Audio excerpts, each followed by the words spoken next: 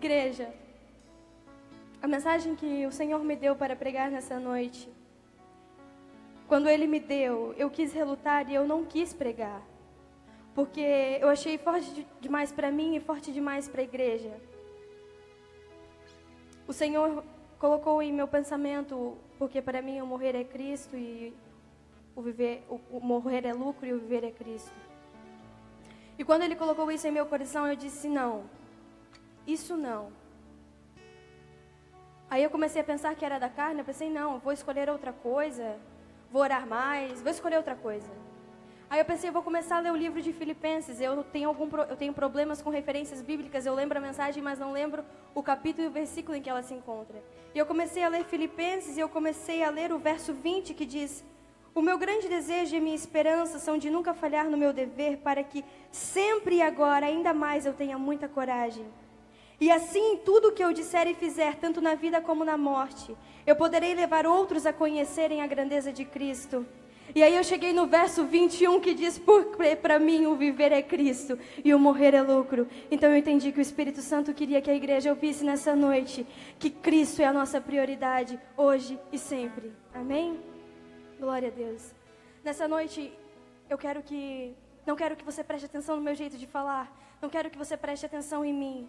Eu estou aqui simplesmente como um canal de bênçãos. É como se eu pegasse uma página da Bíblia e entregasse para você ler. Você iria ler e ia começar a ficar arrepiado porque o Espírito Santo iria falar com você.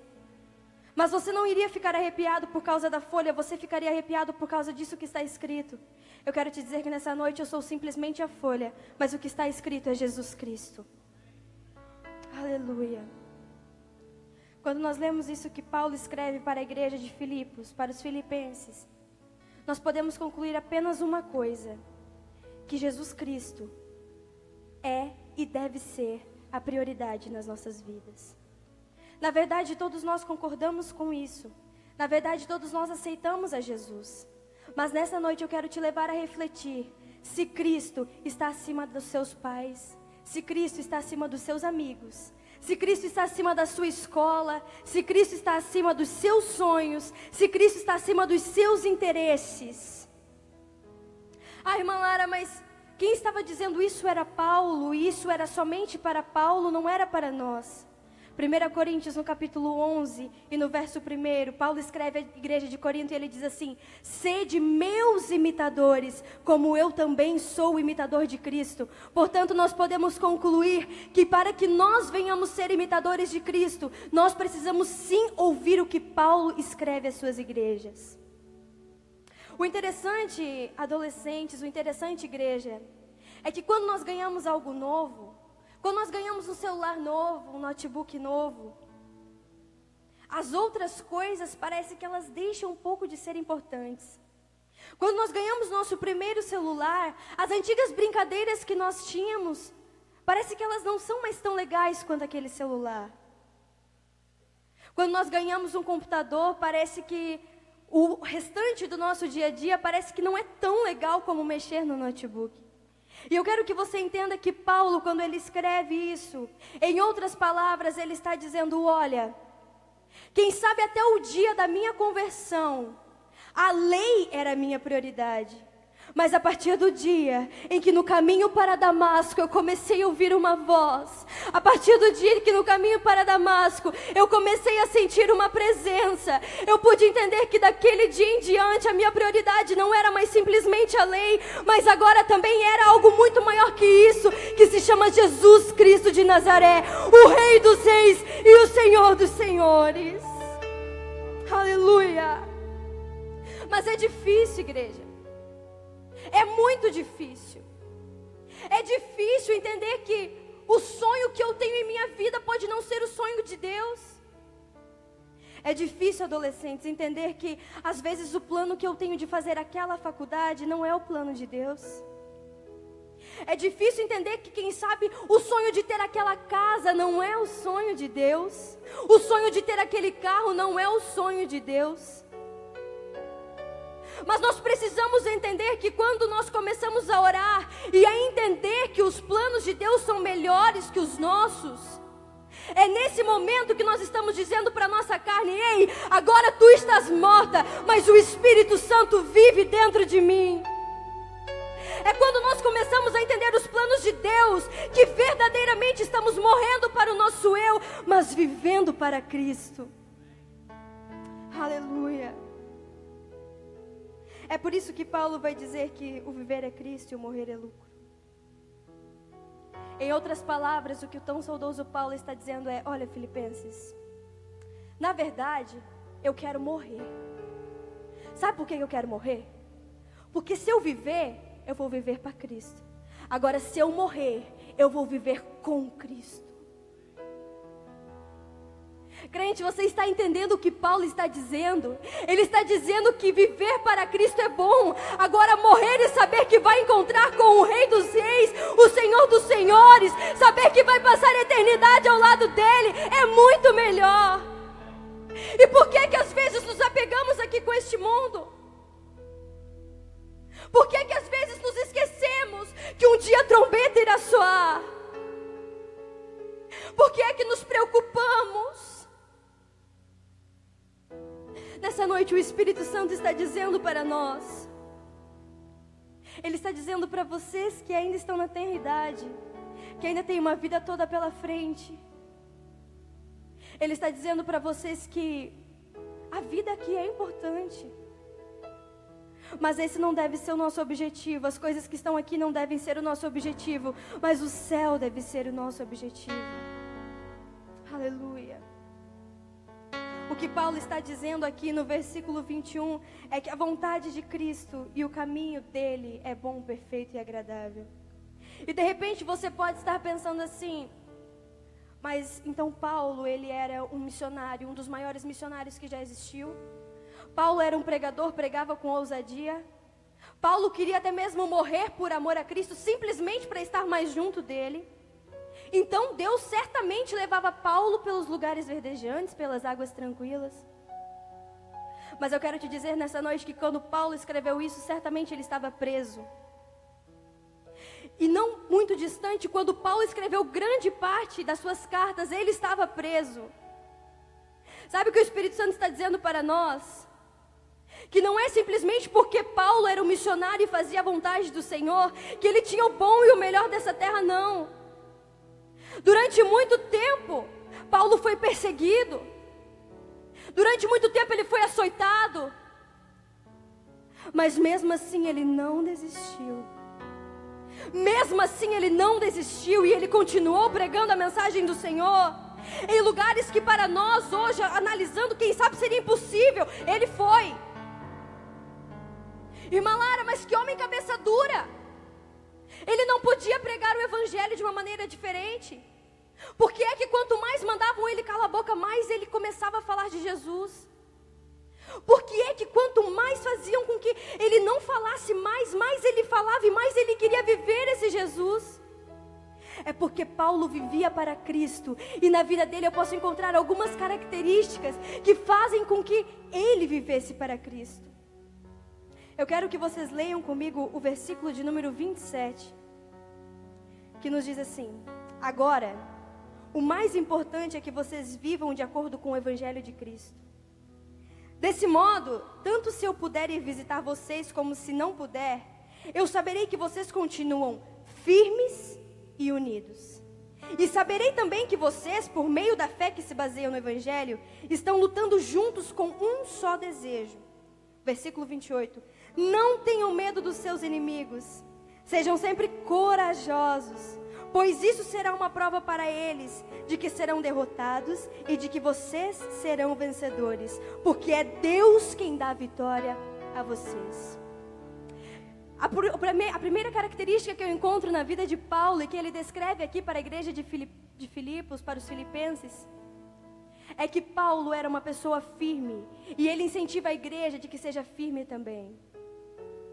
E quando esse adolescente foi fazer a leitura bíblica, o Senhor confirmou a palavra ainda mais no meu coração. A firmeza por muitas vezes foi descrita por Paulo e foi dado valor por Paulo. Durante muitas vezes Paulo vai falar a respeito da firmeza. Mas, irmã Lara, o que é firmeza? É você ser rude, duro? Não. A firmeza a qual Paulo está falando é a firmeza da fé.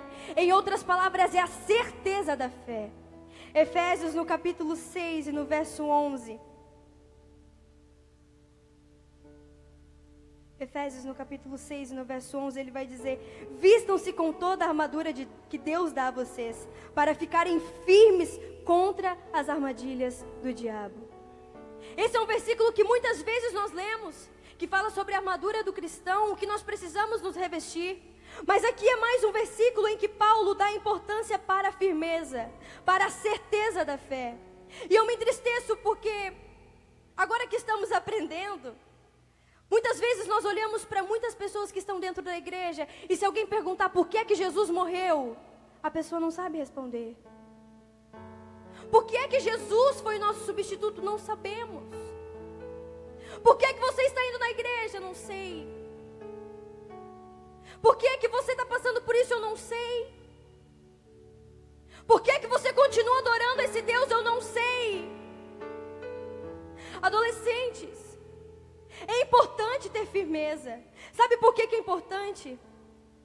Porque você precisa ter a certeza de que antes mesmo do primeiro homem, da primeira mulher ser criado, Deus já decidiu que o seu filho iria morrer pelos nossos pecados. E é através dessa morte que hoje nós estamos aqui. É através dessa morte que hoje você está aqui, como foi pregado ontem pela irmã Rosemary.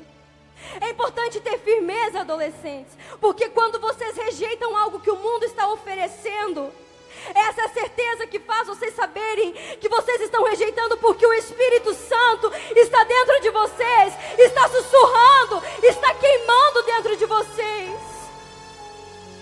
É por isso que é importante ter certeza. Viver uma vida de dúvidas não dá certo, a gente fica cambaleando uma hora para um lado, outra hora para o outro. E é por isso que quando a gente está com o pé dentro da igreja e um pé fora, é porque a gente ainda não tem certeza. E eu quero falar para você a respeito de um homem que foi firme, e foi muito firme em tudo que ele fez, que se chama Jesus. Jesus foi firme desde o seu nascimento até o seu batismo e a sua morte.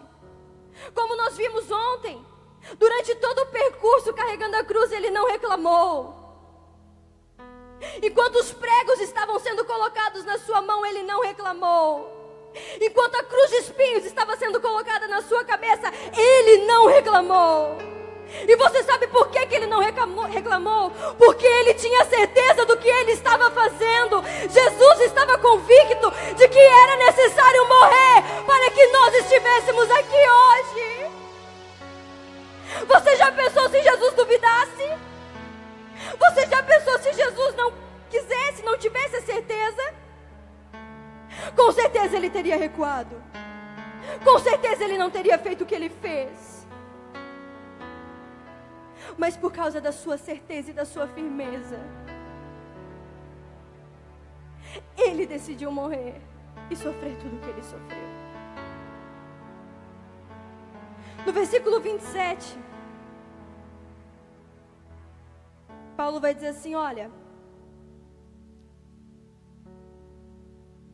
para eu ver o evangelho de Jesus em vocês, para eu ver o verdadeiro evangelho de Cristo em vocês, vocês precisarão ser firmes, sim. Agora, para eu ver o evangelho de Jesus em vocês, vocês também precisam estar unidos. Para eu ver o evangelho de Jesus em vocês, vocês precisarão estar unidos. E eu acho lindo esse zelo que Jesus tem pela união. E um exemplo disso é quando nós olhamos para a analogia que ele faz ao corpo de Cristo. 1 Coríntios, no capítulo 12, no verso 12, está escrito que o corpo é apenas um. Agora, este mesmo corpo, ele possui vários membros. Só que embora esses membros sejam diferentes, eles continuam unidos em um mesmo corpo. Queridos, quando eu olho para os nossos membros do nosso corpo, que é a analogia que Jesus faz, eu vejo que a mão não é igual ao pé. Eu vejo que os dedos não são igual às pernas. Mas eu vejo que cada um tem a sua função, e nenhum deles deixa de ser menos importante por serem diferentes. Sabe o que o Espírito Santo está nos dizendo? Que vocês não serão um igual ao outro. Um vai ser diferente do outro, um é branco, outro é preto, outro canta, outro toca. Mas mesmo assim, existe um ponto em comum em vocês. Mesmo assim, existe um ponto em comum. E sabe qual é este ponto em comum, igreja? É Jesus Cristo de Nazaré. Este ponto em comum que liga todos os membros é Jesus Cristo de Nazaré.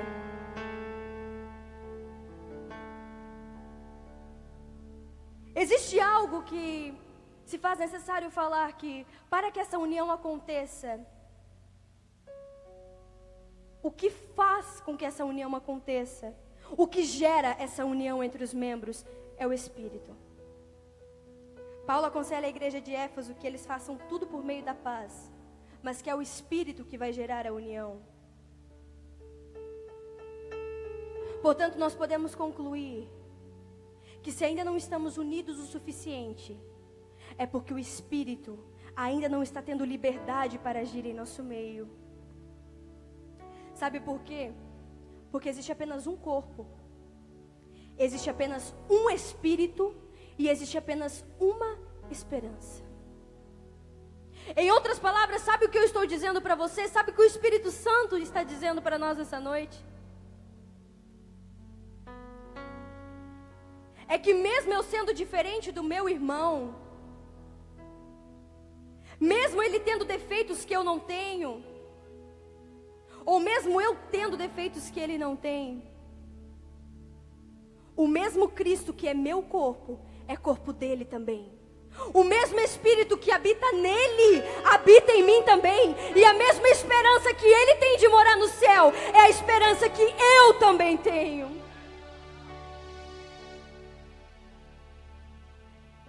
O ser humano, ele tem uma dificuldade incrível em não conseguir viver com pessoas diferentes. E eu estou falando isso porque eu sei. Como seria bom se todo mundo fosse igual a mim, como seria bom se todo mundo fosse igual a você, não é? Infelizmente, nós temos essa dificuldade.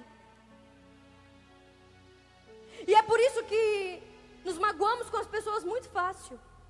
É por isso que é muito fácil alguém fazer alguma coisa para mim e eu não gostar e ficar chateado. Mas eu quero que você pense comigo nessa noite, que quando Jesus morreu naquela cruz do Calvário, Ele morreu por amor. E a palavra que pode ser traduzida nesse amor é perdão. Quando Jesus Cristo estava na cruz do Calvário, algumas pessoas pediram para que Ele se salvasse. Só que Jesus não fez isso. Ele não fez isso porque Ele não podia, Ele fez isso porque Ele não quis. Sabe por quê? Porque a cruz não foi lugar para Jesus demonstrar poder. A cruz foi lugar para Jesus demonstrar amor. A cruz foi lugar para Jesus Cristo para Jesus Cristo demonstrar amor. E esse amor que é traduzido por perdão, por quê? Porque perdoou os meus e os teus pecados. E por que é que às vezes nós ousamos não querer perdoar o outro?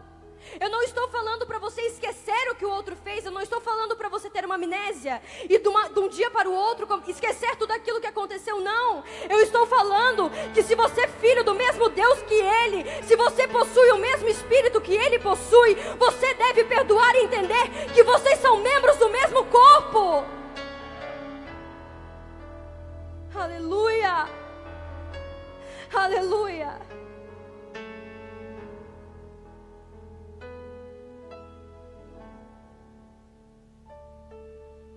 Quando nós vamos dar um presente para uma pessoa, nós definimos o quanto nós vamos gastar pela importância que ela tem, não é assim? Quando você vai comprar um presente para o seu pai ou para a sua mãe, você quer gastar bastante, você não se importa em gastar um pouco a mais, porque é o seu pai e a sua mãe. Quando você vai dar um presente para uma pessoa, para uma tia, para um amigo que você gosta, você se preocupa em dar um presente bom, não é assim? Só que quando eu olho para Deus e para Jesus, eu vejo que Deus entregou o seu melhor presente por pessoas que não valiam nada. Eu vejo que Jesus entregou o seu melhor presente por pessoas que não souberam aproveitar o que Deus criou, por pessoas que não valorizaram aquele jardim lindo tudo que Deus criou. Mas mesmo assim Ele não desistiu, mesmo assim Ele se entregou e nos entregou o seu melhor presente. E é por isso que nessa noite Ele diz para nós: vocês acham que esse sacrifício foi em vão? Vocês acham que esse sacrifício aconteceu para que hoje um ficasse de cara virada com o outro? Um ficasse achando coisinhas para ficar bravo, para ficar magoadinho? O sacrifício já foi feito, o sangue já foi derramado, e hoje Ele pede da sua igreja, união, igreja, união. Sabe por quê? Os membros precisam estar em perfeita harmonia para que o corpo consiga caminhar direito. O corpo só está saudável quando os membros estão saudáveis, quando os membros estão entendendo qual é o seu papel. Eu quero que nesse momento você olhe para a tua vida e pergunte para si mesmo se você está cumprindo com o teu papel de membro. Quero que você pergunte para si mesmo se você está cumprindo o teu papel como ovelha, se você está cumprindo o teu papel como servo. Que história é essa de servo, irmã Lara? É isso mesmo.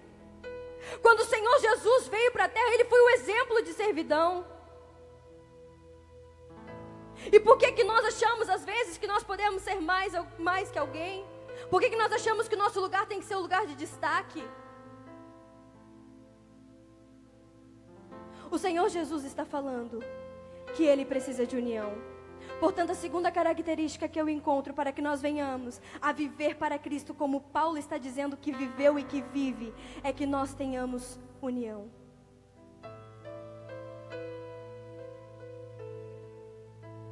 No versículo 28, Paulo vai continuar nos orientando. E ele vai dizer: olha, Filipenses, é importante que vocês estejam firmes. É importante que vocês estejam unidos. Mas também é importante que vocês sejam corajosos. E quando eu olho para o significado da palavra coragem no dicionário, nada mais é do que ter uma força diante do perigo e de riscos. A coragem, ela é o oposto ao medo. E é um fator muito importante na vida do cristão. E eu vou te dizer por quê. Eu vou citar um personagem muito conhecido por todos nós, que é Davi. Existem dois acontecimentos na vida de Davi que me chamam muito a atenção. O primeiro é que quando Davi era pastor das ovelhas de seu pai, Davi lutou contra o leão e contra o urso. Eu quero que você pense que Davi não era um homem grande, que Davi não era um homem velho, mas que o leão e que o urso eram grandes e eram ferozes. Mas por saber que o leão e o urso iriam matar as ovelhas de seu pai, Davi lutou contra eles e o matou. O segundo acontecimento na vida de Davi, que demonstra coragem, é quando eu olho para ele diante do gigante Golias. E aqui eu acho uma história tremenda, porque eu olho para o exército inteiro de Israel, e o exército inteiro de Israel estava amedrontado. O exército inteiro de Israel, com lanças, com escudos, estavam com medo de lutar. E de repente chega um menino. De repente chega um menino, quem sabe com cheiro de ovelha. E apenas com uma funda e 5 pedrinhas, ele consegue vencer aquele gigante, e o nome do Senhor foi glorificado. O leão, o urso e o gigante na vida de Davi são alguns adversários que ele tinha naquele momento.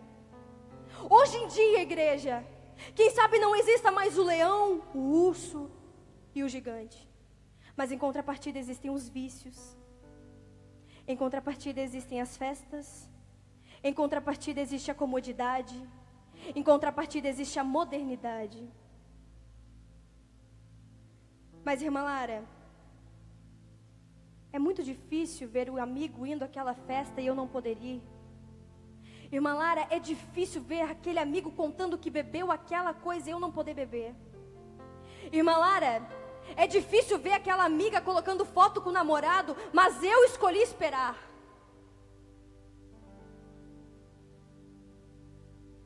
Sabe qual é a coragem que Paulo fala aqui? É aquela coragem que quando você ver o amigo indo para a festa, quando você ver o amigo bebendo aquela coisa, quando você vê a amiga colocando em um relacionamento sério, você ter a certeza que você está renunciando todas essas coisas, que você está se abdicando de todas essas coisas que o mundo está te oferecendo, mas porque você sabe que existe um Deus que está contemplando a sua vida, que existe um Espírito dentro de você que está te fazendo dia após dia imagem e semelhança de Jesus Cristo. É essa coragem que nós precisamos ter, é a coragem de renunciar, é a coragem de dizer que não, é a coragem de muitas vezes ser caçoado, é a coragem de muitas vezes ouvir muitas coisas. Quando nós decidimos ir para o CTM, nós ouvimos muitas coisas. Eu sempre quis fazer faculdade, e muitas pessoas sonhavam isso para mim. E muitas pessoas que eu amava e que eu amo chegaram para mim e disseram: você vai largar tudo? Agora você vai viver para a igreja? Você vai viver para Deus? Você precisa fazer uma faculdade. E foi a coragem que o Espírito Santo colocou em nossa vida que me fez entender que o que Deus tinha preparado para a nossa vida era muito melhor do que aquilo que eles tinham planejado para mim. Portanto, você precisa ter coragem. Você precisa ter coragem lá no teu trabalho. Você precisa ter coragem lá na tua escola, na tua faculdade. Você precisa ter coragem na rua. Nós precisamos ser providos dessa coragem. A coragem de querer mostrar Cristo em nossas atitudes. Por isso que nessa noite o Espírito Santo está nos dizendo que para que nós venhamos a viver como Cristo, nós precisamos ser firmes, nós precisamos estar unidos, mas nós precisamos também ter coragem. Mas e aí, irmã Lara, se eu conseguir tudo isso que o apóstolo Paulo está falando, o que é que vai acontecer? No último versículo, no versículo 30, ele vai dizer assim: agora vocês podem tomar parte comigo na luta. Como vocês sabem, a luta que vocês viram que tive no passado é a mesma que ainda continua. Sabe qual é essa luta que Paulo está escrevendo? É a luta que ele passava para propagar o Evangelho. É a luta que os missionários que estão nos países fechados estão passando por amor a Cristo. É a luta que o pastor da igreja passa por ser líder dessa igreja. É a luta que os missionários dessa igreja passam dia após dia para conseguir plantar a semente do Evangelho. Mas eu quero contextualizar aqui, quero trazer para os dias atuais. E quero dizer para vocês que agora vocês podem tomar parte conosco nessa luta. Sendo firmes, estando unidos, com muita coragem. O Senhor chama vocês para tomarem parte com Ele nessa luta. E o Senhor já provou por A mais B que Ele quer usar os adolescentes dessa igreja como Ele já tem usado. E é essa luta que Ele está falando aqui nessa noite. Ah, mas nós somos apenas um grupo. Ah, mas eu sou simplesmente um irmão que não tenho nenhum cargo aqui na igreja. O Senhor conta com você, irmão, para dar parte com Ele nessa luta. O Senhor está chamando a igreja de Presidente Getúlio para entrar com Ele nessa luta. E ontem eu ouvi o pastor falando aqui que essa igreja será um celeiro, que essa igreja irá enviar missionários para muitos lugares. E eu tenho certeza disso. Eu tenho certeza disso. E eu tive certeza nessa semana. Embora existam algumas dificuldades, eu tenho certeza que o Senhor está contando conosco, igreja. Eu tenho certeza que o Senhor está contando conosco, banda. Eu tenho certeza que o Senhor está contando conosco, obreiros. O Senhor conta conosco. E eu quero saber quantos soldados nós temos aqui que estão prontos para lutar com Ele nessa batalha. Não foram todos que levantaram as mãos. Eu vou perguntar de novo: quantos soldados nós temos aqui nessa noite que estão dispostos a lutar com Ele nessa batalha? Aleluia! Se coloque de pé por bondade. Ora manabasu ibikandará sei. Shuramandará sula manduia sei. Lamandará. Aleluia. Aleluia. Aleluia, aleluia. Aleluia. Já que você é um soldado, eu quero que você se coloque aqui à frente nessa noite. Tenha coragem. Tenha certeza. Venha mostrar união.